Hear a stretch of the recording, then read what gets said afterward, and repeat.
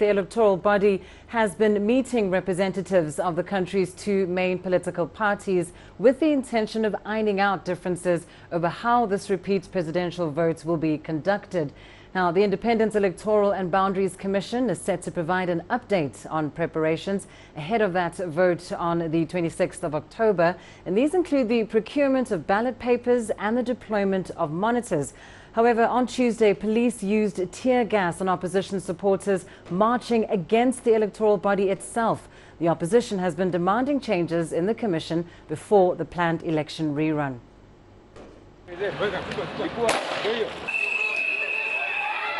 A difficult day in downtown Nairobi.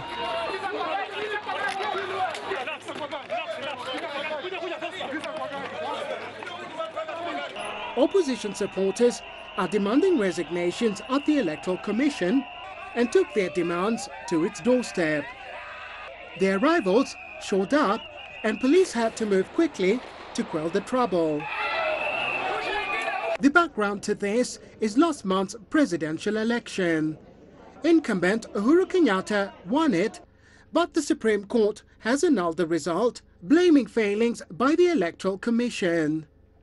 The Commission has set 26th October for a rerun, but the opposition NASA Alliance wants a clear route of senior management, including the Commission's Chief Executive, Ezra Chiloba. As long as Chiloba is still in office, NASA is still going to ensure that we have more of these protests, peaceful protests, to come here at the IEBC and push for the resignation of Chiloba and the 11 officers. Chiloba is refusing to go and instead wants talks with both main parties.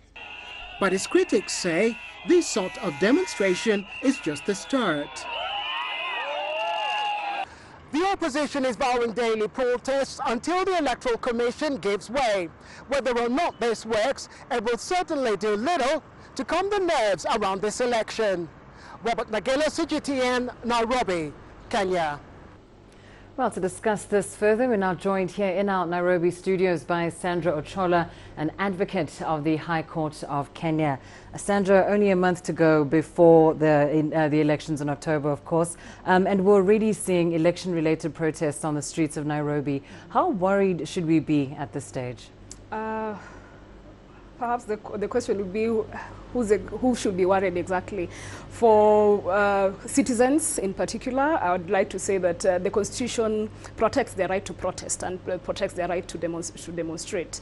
And what we have seen compared to the kind of demonstrations that were there during while the opposition was trying to remove the previous IEBC, I don't think it's as acrimonious as what we saw the last time. And so I want to say that there isn't much to be worried about, and especially now that the IEBC has taken the step to sit down with both the opposition party and the government to iron out whatever issues that could arise and to ensure that we're moving to the next election. So as you say, not as acrimonious as the protests that we've seen in the past, but some critics are saying that given the posturing by key political players, Kenya might even be headed towards a constitutional crisis. Do you agree? I do disagree. And again, I will reiterate that one of the good things about our constitution is that it more or less preempted certain circumstances as what we are going through, and it has provided guidelines upon which the next government will be formed and upon which presidential elections will be done.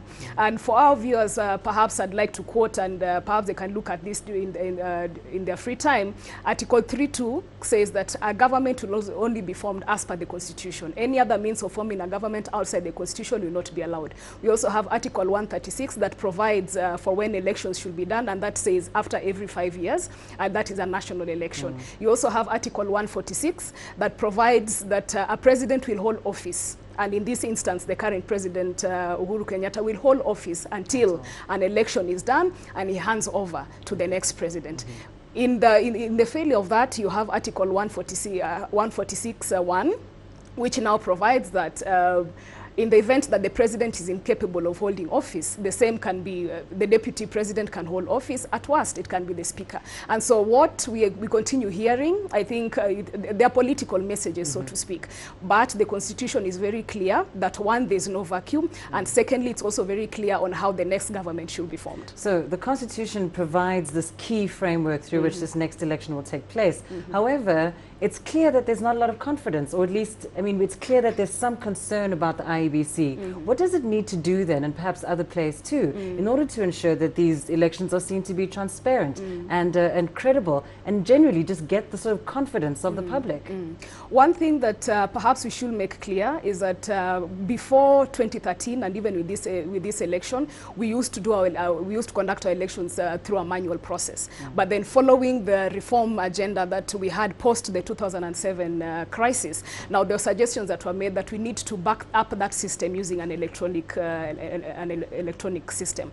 And so, even if you read the Supreme Court judgment, you realize that the issue at hand was not with the processes, was not with the voter identification or voter registration, or even the manual voting itself. The issue here was in the transmission of results. And so those are some of the recommendations that that the Supreme Court gave. It said that the process should be clear as what is provided in the Constitution. It should be clear, it should be accurate, it should be verifiable.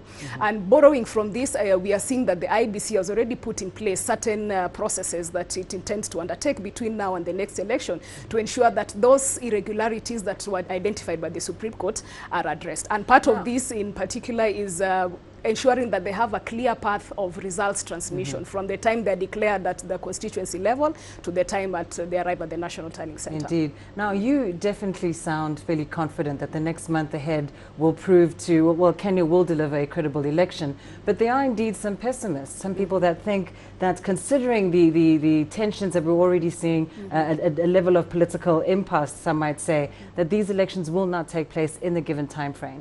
If that happens, what happens next? That's for majority of people, it's something we wouldn't want to imagine. For majority of Kenyans, from the opposition side, they say that they've taken there's a lot of grandstanding, and they're saying that the elections will not take place within 60 days. Sorry. Unfortunately, whichever way you look at it, one, it's going to be a contravention of the court order. Whoever is going to stand between Kenyans and the next election will be in contempt of the Supreme Court judgment. And so, one thing we are hoping for is that moving forward, parties are going to sit down. There's going to be negotiations like what we are seeing the IEBC undertaking, and we are going to move on as a country to ensure that post October 26th, Kenyans are able to go on with their lives, because you cannot keep being in an election mood forever. Indeed, indeed. Yes. Well, thank you very much. Sandra Ochola, live here in studio with us. She is, of course, an advocate of the High Court of Kenya, giving us some comment there on a testing month ahead for the country of Kenya.